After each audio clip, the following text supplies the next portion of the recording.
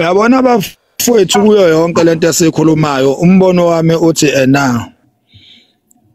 engathi singaba izizukulwane esingafani nobaba bethu ngoba lo mthwalo onzima kangaka esinawo njengamanje thina wokuzidecolonizer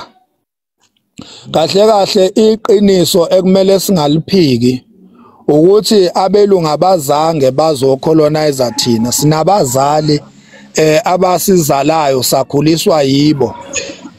bebona ukuthi lento abasikhulisa ngayo basikhulisa ngokwendlela yabelungu basikhuluma nje ngamagama ethu lawe esilungu akaze kusuke uYoung van Riebeeck azongiqamba mina ngibize ngoMaxwell akubiza wena ngo Mike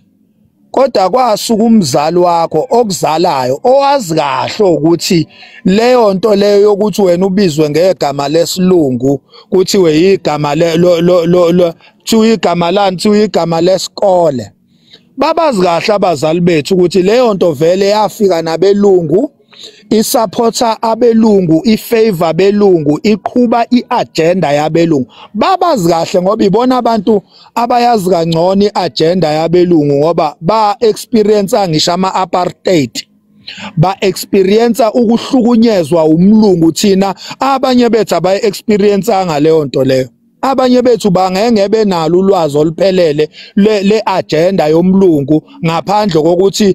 bayifundiswe ukuthi lento kuyafika nabelungu lento kuyafika nabelungu kodwa abazali bethu babe imbewu embi abazali bethu nomkhulu bethu babe nje imbewu embi esikhulisa ngokwendlela yase western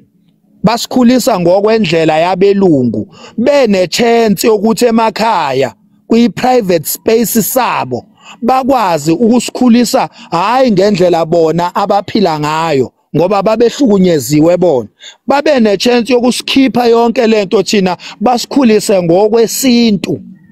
kodwa bakwenzanga lokho bengifisa mina ukuthi kuyo yonke lento esixoxayo abafethu kuma platforms ethu naseyipesini zethu nje ezipersonal sikwazi ukuthi lento ayiqale kithi ngqo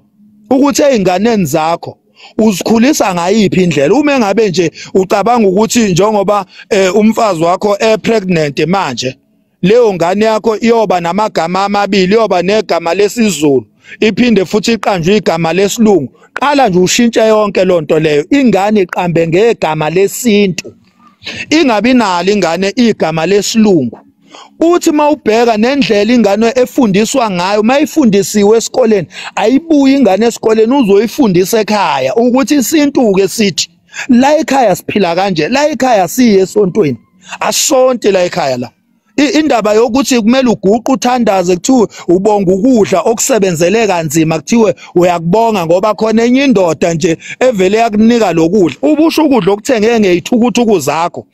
uthi uvala amehlo manje ubonga enye indoda kumele yonke lonto iphuma iphele ezingqondweni zethu iphinde futhi ingangene einganeni zethu akunakudla okuthiwa before udle la kumele uvala amehlo uthi ubonga ukudla ukubonga kubani lokudla ngoba usebenzile wena ukuze uthenge lokudla izithukuthuku zakho lezi uthuluke kanzima usebenza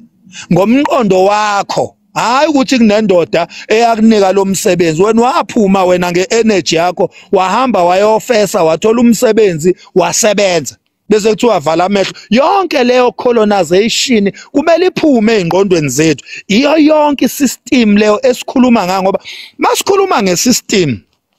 iqiniso lithi isystem edangerous kakhulu isystem yasemakithi kule mizi yobaba esikhula kuyo noma esikhulisela izingane zethu kuyo le system esikhulisa ngayo izingane iyona ezokhula izihlukumeze kusasa njengoba kuhlukumezeka thina manje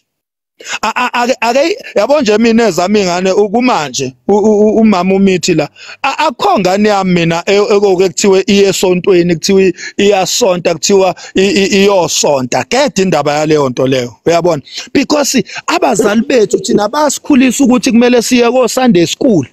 siyofunda ukuthi ingqondo yethu ayilale sisuke lapho sabe siyofunda ezikoleni sifunde amaphathe eqhwagi neselesele into engenangqondo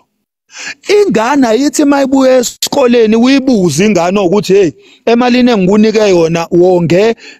emalini and le mali oyongile uplan ukwenzani ngayo. Ingane ayihambi esikoleni iphethe usweet iphakethe lika sweet yodayisa uyifaka umqondo webusiness ingane isancane. Ithi khula ingane ikhula yazi ukuthi kumele ivule ibhizinisi noma iye university ayiko ufundela ukuqashwa kodwa iyofundela ukuqasha yona. Iyofundela ukuqasha iyofundela ukuqala ibhizinisi azange thina sikhuliswe ngaleyo ndlela. So iloko nje bafowethu bengithi angiku-add ukuthi lento le ayiqale kithi ngqo ukuthi izingane zethu siyikhulisa kanjani. Asilikhiphe iBhayibheli kithi kuqala silikhiphe kithi silikhiphe emndenini yethu before nje sikhuluma indaba yamasonto. Ayiqale kithi lento bafowethu. Uyabona nje mina amaBhayibheli nginawo kodwa umsebenzi wawo ukudecolonize ukukhipha iBhayibheli emndenini wami. Ngiyalivula iBhayibheli ngithi uyabona lento le nansi uyabona le iBhayibheli uthi lisangene liyayiphikisa funda la ufunde la. Ngenzani ngalokho? Ngizama ukuqeda i-interest yeBhayibheli kulezi ingane nakulomfazi. Ayiphume lento bona lento oqala ukuthi ayithembekile. Nginengosi laphana ephejini likaMabhikisha la khona ngithi khona ukungathembeki kweBhayibheli kuyobe kushube kakhulu umhla ka25 Friday la khona ngiyobe ngimele nje ukungathembeki kweBhayibheli. Kuyobe khona ama theologian ke lapha nomhlaba ogobhozi bayobe bekhona obabusokhulu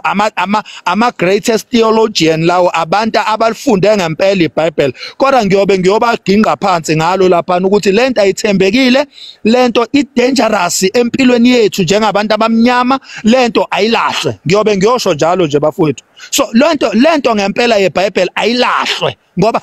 isiqalo sokuduka kwethu kube iBhayibheli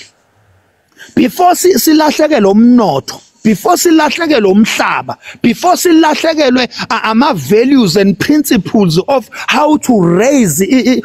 umuntu ukuthi abe successful mayisekhulile. Lento yonke lento ingene ngeBhayibheli. So into yokuqala bafowethu asikhipheni iBhayibheli kithi silikhiphe nasemndenini yethu ebese siyalishumayela ke ukuphuma kwalo sikushumayele nje yonke indawo iBhayibheli udodwento. Angibambe lapho kwamanje.